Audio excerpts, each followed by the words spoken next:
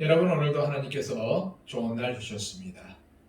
하나님과 동행하는 하루하루가 좋은 날이 아니겠습니까? 날씨가 좋아서 해가 밝게 떠서가 좋은 날이 아니고 하나님이 함께 하시는 날이 좋은 날입니다. 오늘도 좋은 날을 주신 하나님께 찬양하며 살았으면 좋겠습니다. 기도하겠습니다. 아버지 하나님, 오늘도 우리의 삶 가운데 좋은 날, 주님께서 동행하시는 하루하루를 주심을 감사드립니다. 오늘도 우리 하나님의 자녀라고 불리기에 조금 더 부끄러움이 없는 삶을 살아가게 하여 주시고, 오늘도 하나님 앞에 우리의 삶을 통해서 영광 돌리는 삶을 살아갈 수 있도록 인도하여 주옵소서. 지혜가 부족하거든 꾸짖지 아니하시는 하나님께 구하라고 했습니다. 하나님, 우리들은 많이 부족합니다. 연약합니다. 오늘도 살아가기에 필요한 지혜로 허락하여 주시고, 오늘도 주님의 능력 가운데 붙잡아 주옵소서. 예수 그리스도의 이름으로 기도하옵나이다. 아멘. 다 함께 찬송가 400장 힘차게 찬양드립니다.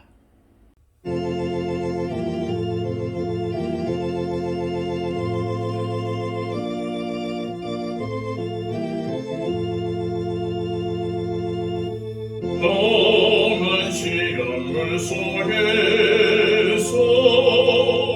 나를 건져주시고 모든 풍랑 지나도 나를 숨겨주소서. 주여 나를 돌보시니 사랑 품어주시고 봄 한 품까지 나도 나를 숨겨주소서. 본새 능력 무한하사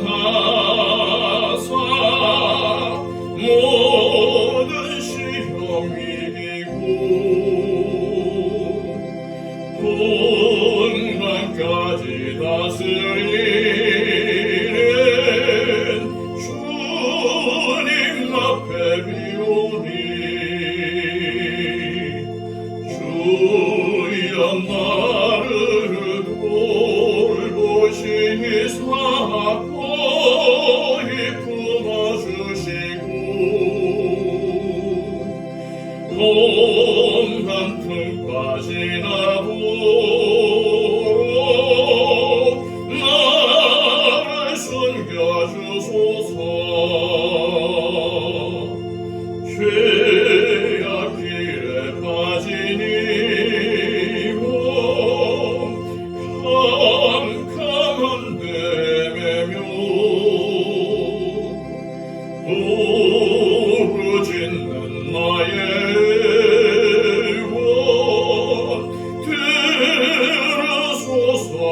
주여. 주여 나를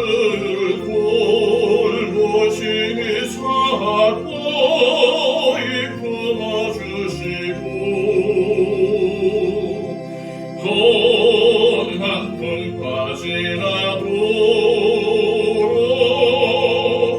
나를 숨겨주소서.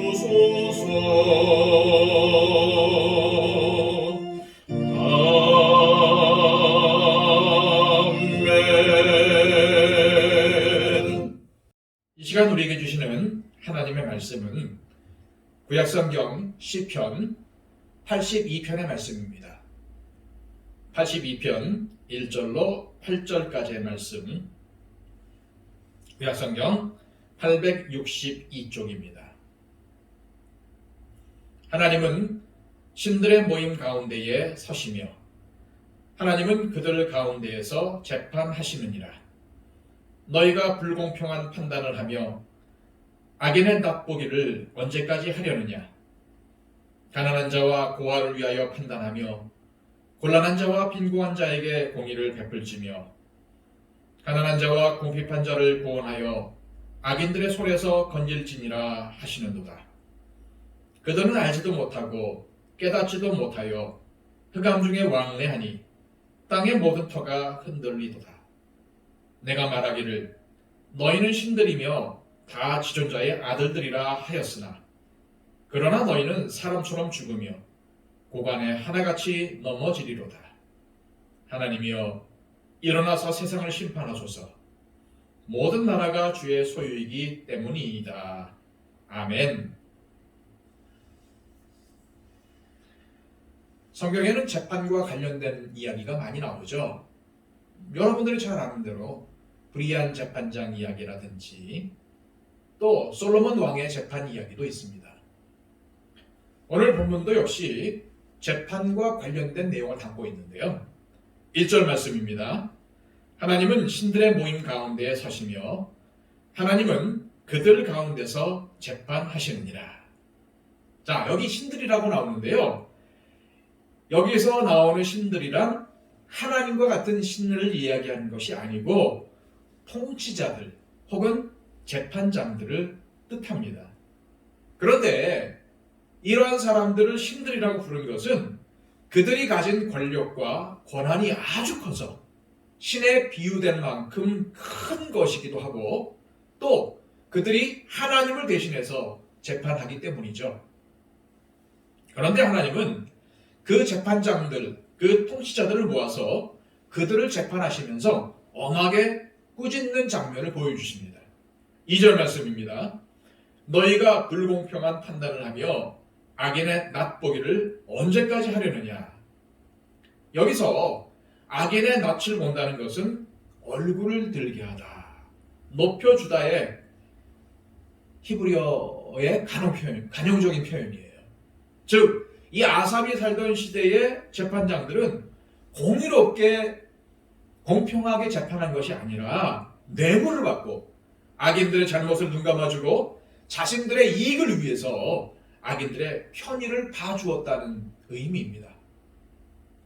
그러면 이 재판장들은 어떻게 재판하고 행동해야 했을까요? 3절부터 4절까지 말씀입니다. 가난한 자와 고아를 위하여 판단하며 곤란한 자와 빈궁한 자에게 공의를 베풀치며 가난한 자와 궁핍한 자를 구원하여 악인들의 손에서 건질지니라 하시는도다. 자, 여기서 가난한 자는 경제적으로만 궁핍한 사람을 얘기하는 것이 아니라 갑자기 망해서 절망의 나락으로 떨어진 그런 사람들을 모두 뜻하는 말입니다. 그래서 경제적으로 궁핍하거나 아무데도 기댈 곳, 도움받을 곳이 없는 사람을 가리키죠.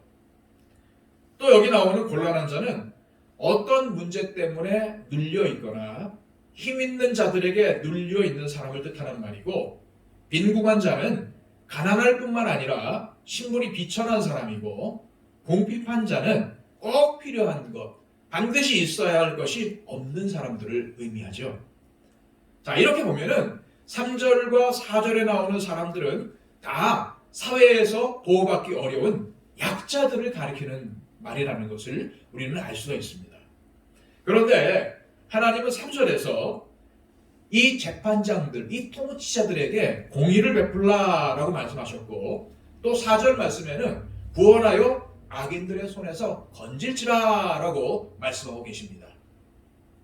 이는 이 재판장이나 통치자들이 사회적 약자들에 대해서 바른 판단을 내리고 또한 사회적 정의를 실천해야 할 뿐 아니라 더 나아가서는 약자가 강자에게 압제받거나 괴롭힘 당하는 것을 보면 적극적으로 개입해서 구원해 내라는 말이에요. 다시 말해서 하나님께서 재판장이나 통치자들에게 그런 자리를 허락하신 것은 악인들에게 고통받는 연약한 자들을 구원하는 일을 하도록 세우신 것이라는 말씀입니다. 5절 말씀에는 통치자들과 재판장들이 불공정한 재판을 하는 이유가 나와 있죠. 이렇게 기록되어 있습니다. 그들은 알지도 못하고 깨닫지도 못하여 흑암 중에 왕래하니 땅의 모든 터가 흔들리도다. 재판장들과 통치자들이 알지도 못하고 깨닫지도 못하기 때문에 불의한 일을 한다는 거예요. 불공평한 재판을 하고 악인들을 유리하게 한다는 거죠. 그리고 그 결과는 땅의 모든 터가 흔들리는 것으로 나타납니다. 공의로운 판단을 하고 공평한 통치를 해야 할 사람들이 분별력도 없이 어둠 속을 헤매고 있으니 질서가 왜곡되고 가치가 왜곡되고 세상이 혼란스럽게 된다는 뜻이에요. 또 6절 말씀 보면 하나님께서 재판장들과 통치자들에게 너희는 신들이며 다 지존자의 아들들이라고 부르십니다. 이 말은 세상을 통치하고 재판하는 일을 맡긴 이들을 하나님께서 얼마나 존귀하게 여기시고 큰 권위를 주셨는지를 보여주는 말씀입니다. 그리고 하나님께서 그들을 존귀하게 하시고 권력을 주신 것은 하나님의 뜻을 이 땅에서 실현하기 위해서라는 말씀이에요. 위임받은 사람들은 자기 스스로의 생각과 자신의 이익을 위해서 행동하는 것이 아니라 위임한 분의 뜻을 따라야 하는 것인데, 오늘 본문의 통치자들과 재판장들은 하나님의 뜻을 이해하지 못하고 자신들의 이익을 위해서 행동을 했습니다. 오늘날에도 많은 통치자들과 재판장들이 자신에게 주어진 권력으로 하나님의 뜻을 실현하는 것이 아니라 자기를 높이고 자신의 이익을 위해서 활동을 합니다. 이는 위임하신 분인 하나님의 뜻을 거스리는 무지하고 악한 행동이죠. 이런 자들을 향해서 7절에는 그러나 너희는 사람처럼 죽으며 고간에 하나같이 넘어지리로다 라고 경고합니다. 이 말씀은 그들이 신들, 지존자의 아들들이라고 불린 것과는 전혀 다르게 하나님의 심판을 받아 비참한 말로를 겪게 될 것임을 경고하신 거죠. 우리는 실제로 이 역사를 통해서 자신의 힘과 권력을 함부로 사용하던 사람들이 비참하게 그 말로가 끝난 사례들을 많이 보아왔습니다. 하나님께서 높이신 자는 명예와 능력을 갖게 되지만 그 책임을 다하지 못하면 그만큼 하나님으로부터 준엄한 심판을 받게 되는 거죠.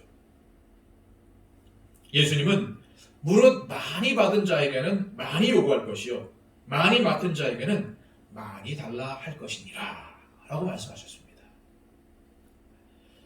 여러분, 우리는 높아지거나 권력을 갖는 것을 기뻐하기 이전에 그 책임이 얼마나 막중한지를 반드시 기억해야 되고, 이 자리를 나에게 맡기신 하나님의 뜻이 어디 있으며 그것을 어떻게 올바르게 실천할 것인지를 생각하고 거기에 맞게 행동을 해야 합니다.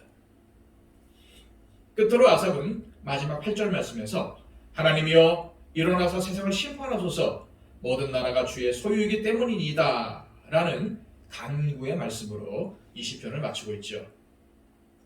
여러분, 세상이 이토록 혼란스러운 이유가 어디 있을까요? 그것은 사람들이 하나님께서 그들의 행동을 심판하신다는 사실을 모르고 있기 때문입니다. 하나님의 준엄하신 심판이 있다는 것을 생각하지 않는 사람들은 이 땅에서의 삶이 다인 줄 알고, 이 땅에서의 삶이 다 끝인 줄 알고 자기보다 약한 자의 것들을 빼앗고 괴롭히는 그런 망령된 행동을 주저없이 합니다. 하지만 성경은 한 번 죽는 것은 사람에게 정하신 것이요 그 후에는 심판이 있다고 분명하게 경고하고 있습니다. 하나님께서 맡기신 것들을 반드시 찾는 날이 있게 된다는 얘기예요. 세상은 더 가지기 위해서 기댈 곳이 없는 사회적 약자들 것까지 빼앗아 가지만 하나님께서는 가난한 자, 연약한 자, 압제받는 사람들을 보고 계시고 우리가 그들을 돕기를 바라고 있습니다. 오늘 본문 말씀을 통해서 하나님께서 저와 여러분들에게 주신 것이 무엇인지, 또 어떻게 하는 것이 하나님의 뜻을 이루는 것인지를 생각해 보면 좋겠습니다. 이 새벽에 하나님께서 나에게 주신 힘과 능력과 재능과 모든 것에 대해서 감사하고 또 그것을 주신 분의 뜻을 이루기 위해 그것을 사용하기로 다짐하는 저와 여러분들이 되시기를 주님의 이름으로 소망합니다.